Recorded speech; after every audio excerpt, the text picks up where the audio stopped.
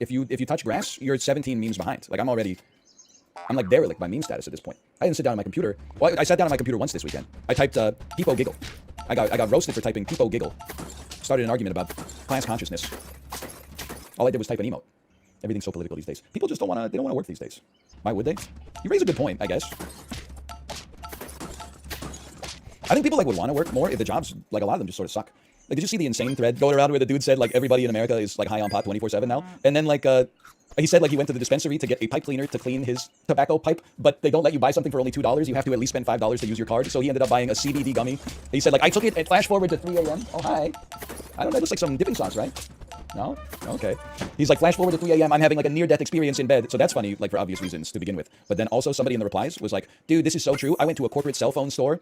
I had the number of wins wrong, by the way. But I had the number of my brain is so fried from my CBD gummy. I went to a corporate cell phone store, and when I walked in, there was nobody there. And then when I opened the door to the back room, 6 of them are in there smoking weed. First off, no, you didn't. Like, you definitely did not open the door to the back room. That's like psychotic. But like also, who cares if they smoke weed, bro? The job is easy and it sucks.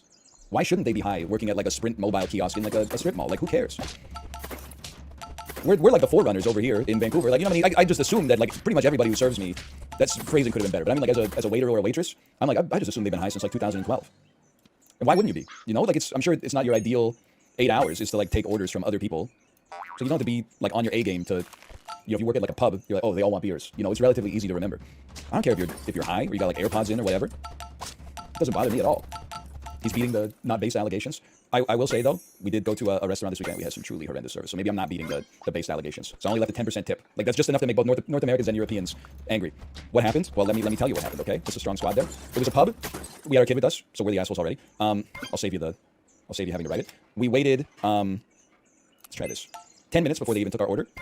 When they took our order, we ordered some chicken tenders for our child, and then 2 entrees, one for my wife, one for myself. They said, do you want the chicken tenders to come out first, or do you want them to come out all at once? We said all at once. The chicken tenders came out first. It's not a major problem. To drink, I had a Diet Pepsi. Finished it within a minute and a half. No refills even came to offer for the rest of the dining experience. Okay, all these things on their own, not so bad, but in aggregate, when they brought the entrees, we didn't have any cutlery. My wife said, can we get some cutlery? The guy said, okay, sure. Another 5-6 minutes until the cutlery came out. So we're just sitting there like looking at the food, but not being able to eat it. Then, I don't know what I'm doing here. I don't know, just take a polar bear. Then when they came over, they said, can we get you anything else? This is after we finished. And I said, can I have the bill? Waited like 15 minutes. And then like to the point where we were like, maybe we should just pay with cash and like leave before like the server comes back. And then she came back and was like, can I get you anything else? And I said the bill. And she said, oh, right, the bill. Then when I got the machine, she was like, the weather's so nice. Are you guys doing anything fun today? And I was like, not really. You had your chance. Sorry, but it's true. So basically nothing bad happened. What do you expect? I was going to be like the waitress pulled out a gun and shot us? Like, nothing bad happened to them either. They got 10% more of a tip than they should have gotten. A lot of tip discourse again. Have you noticed that? I don't even know why I'm feeding you, but there's a Twitter account that went viral for 55 Vocaliber. A Twitter account that goes viral for like posting receipts from tips that they get at their job, and some of them are pretty bad. And like, let's just imagine you live in a world where tipping is normal. Okay, if you're European, then it's going to be hard for you. But in North America, it's very common. Okay.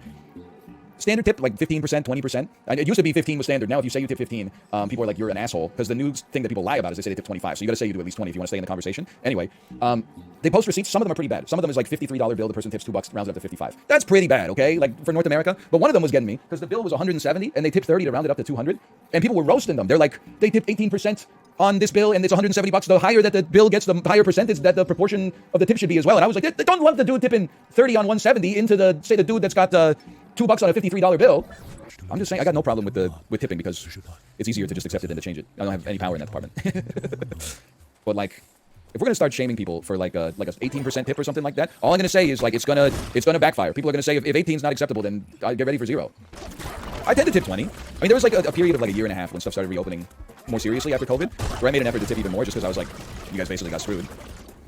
But there is like some tip inflation now, man. Like there's tipping on everything. It used to be like, you know, if you got a tip option at a coffee shop after just getting like a drip coffee handed to you, you were kind of like, really, a tip option? Nowadays, like that's standard. And at Subway, there's a tip option on like the Interact machine when you order your sandwich, and you're like, what the hell are we doing here?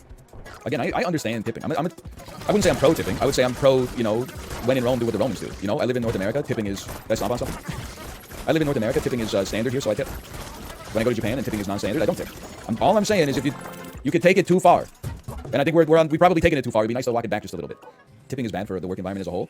I would disagree. I would say that the standard of tipping existing is bad for the work environment because it enables the employer to pay lower wages. But because they're already enabled to pay lower wages, then it's really bad for the work environment to not tip. I mean, I've had the same position for like my entire adult life. You can be against tipping, but in order for it to be like ideologically consistent, that you think you're doing something well, you have to be doing more than just saying I don't support tipping and then not tipping. You have to be like emailing your congressperson like once a month and going like, hey, we need to pay servers a living wage and abolish tipping. Also, the other thing that's hard to tease apart with like tipping is I feel like everybody is like recycling the same lie that we all heard from like our uncles growing up. I can't be in here, I'm gonna die. Like they're always like, well, I tip 15% because my friend's friend's sister's friend worked as a waitress in a high-end bar and she made $750 a night on tips. And guess what, brother? It's all under the table. And I'm like, it maybe happened like to one lady, but then the story has become so mimetic at this point that it's used the same way people are like, you know, I never give money to the homeless because there's a homeless guy that lives in a city that I went to once. Well, I didn't go there, but my friend lived there. Actually, they didn't live there. They went on vacation there. And they said at night, they packed up all their stuff and a Mercedes came and picked them up and drove them back to a mansion on the other side of town. And I'm like, nobody who's told this story has ever actually seen it themselves, but they're like all 100% sure that it happens all the time. Just like my friend is a teacher, and you wouldn't believe she was going through the attendance, and his name's these days. She said, La'a is La'a here, and then the lady held up her hand and said, it's actually Ladasha. These are things that I don't think ever happens in living memory, but for some reason, they all exist in our shared cultural stories.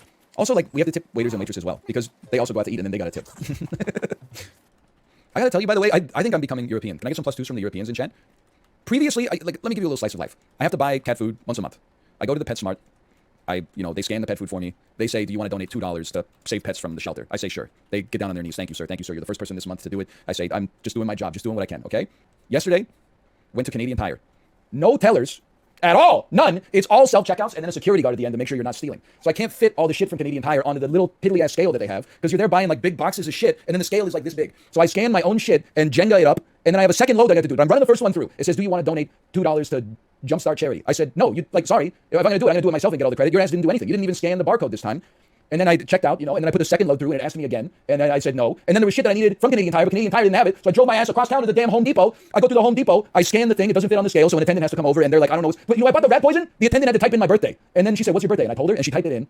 And it was like invalid format. And then she said, what's your birthday? And I told it to her again. I said, you need to put the day first. Instead of putting the month first, you got to put the day first. And then she typed it in the same way again. And it went invalid format. And she said, what's going on here? And I said, you got to type in the day first. And then after it finally went through, it was like, do you want to donate $2 to charity? And I'm like, no! I'm buying the shit that I'm buying. Now you got tip options at the self-checkout at the Home Depot. It's crazy.